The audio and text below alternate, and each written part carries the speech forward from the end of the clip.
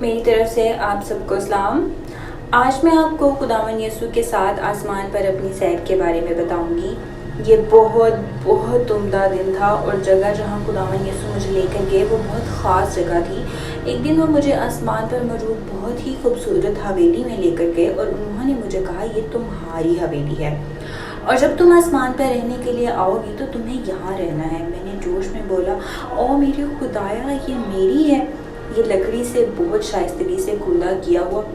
بہت بڑا دروازہ تھا جسے میں کھول رہی تھی اور وہ دروازے اس طرح تھے جو اس طرح کھلتے تھے، ٹھیک ہے، اندر سے باہر کی طرف۔ اور جب میں اندر گئی تو میں نے باتھ روم اور کچن کے چیزوں پر غور کرنا شروع کیا اور ان سب کے اندر سونے کی مجھے سونا بہت زیادہ پسند ہے۔ وہاں پہ سونے کی کندہ کاری کی گئی تھی چیزوں کی، جو کہ ٹھوس سونا تھا، نکلی نہیں، اور مجھے چمکتی ہوئی چیزیں بہت زیادہ پسند ہیں۔ اور جب میں ایک کمرے سے دوسرے کمرے میں جا رہی تھی تو میں نے دیکھا کہ کمرے میں ہیروں کے فانوس تقریباً ہر کمرے میں لٹکے ہوئے تھے اور وہاں بہت ہی عمدہ پردے جو کہ میرون اور سرخ رنگوں کے تھے بہت خوبصورت کھڑکیوں میں لٹکے ہوئے تھے اور خوبصورت تصاویر جو کہ ہر کمرے میں لٹکی ہوئی تھیں اور بہت ہی زیادہ سکون دہ اور عمدہ فرنیچر جو کہ اگر میں کسی بھی دکان پر ہوتی اور اگر اس کی قیمت کی کوئی حد نہ ہوتی تو میں بغیر قیمت دیکھے وہ خرید لیتی، وہ اس گھر میں رکھی ہوئی تھیں اور وہ چیزیں جو مجھے بہت ہی زیادہ پسند تھیں، بہت ہی زیادہ دلکش، اور وہ چیزیں جو میں اپنے گھر میں چاہتی ہوں۔ اور جب میں ایک کمرے سے دوسرے کمرے میں داخل ہو رہی تھی تو میں ایک بڑے کمرے میں گئی اور میں نے دروازہ کھولا اور میں نے دیکھا کہ وہاں ایک بہت بڑا سوئمنگ پول ہے گھر کے اندر، اور جو خدا نے مجھے دکھایا کہ جو پانی اس سوئمنگ پول میں تھا وہ ایسا تھا جیسے پانی پگھل کر خداوند کے تخت سے آ رہا ہو اور خداوند کی حضوری اس میں موجود تھی۔ اور جب میں نے اس حویلی کے سوئمنگ پول میں تیرنا شروع کیا جب کہ میں آسمان پر تھی تو مجھے لگا کہ میں خداوند کی حضوری میں تیر رہی ہوں۔ عجیب و غریب قدرت خداوند کی اس پانی کے اندر موجود تھی اور خداوند کا پیار تھا اور خدا کا پیار ہر چیز پر نمایاں تھا۔ اور پھر جب میں وہاں سے باہر آئی تو میں نے دیکھا کہ میری حویلی ساحل سمندر پر ہے اور یہ حویلی سمندر کے پاس ہے۔ پھر میں نے خدا سے پوچھا کہ کیا ہر کسی کی حویلی ایسی ہے؟ اور خداوند نے مجھے جواب دیا کہ اس کا انحصار اس بات پر ہے کہ آپ زمین پر کیا کرتے ہو، وہ کام جو آپ زمین پر کرتے ہو میری محبت کے لیے۔ اگر میں تمہیں کہوں کہ اپنے ہمسائے کے لیے ایک سوپ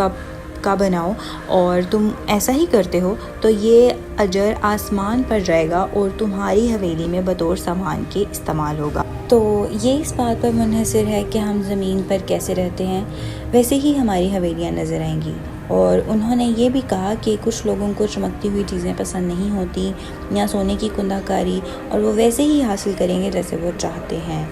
اور اپنی خواہشات کے مطابق، اپنے ذوق کے مطابق۔ ایک دن میں روح میں آسمان پر خداوند یسوع کے ساتھ چل رہی تھی اور میں نے اس حویلی کی طرف دیکھا اور پہچان لیا اور میں نے یسوع سے کہا او یہ میری حویلی ہے۔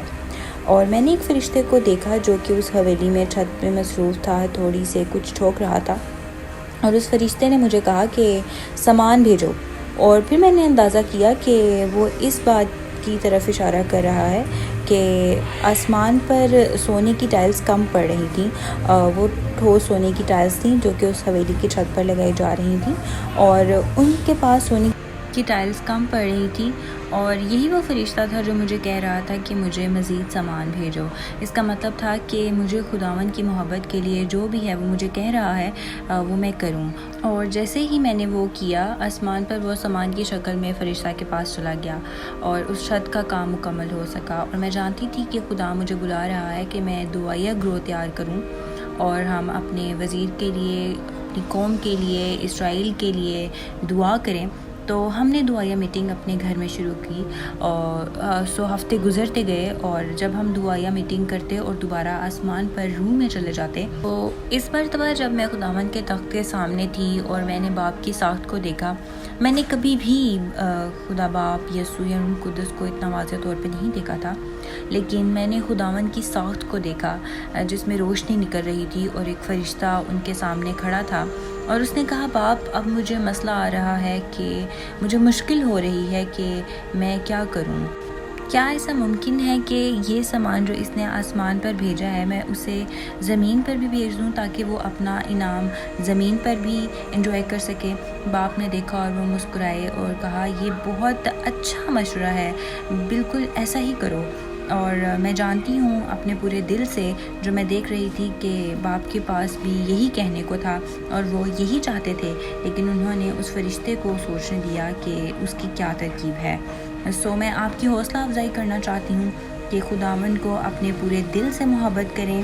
اور اپنے پورے دل، دماغ، روح اور جان سے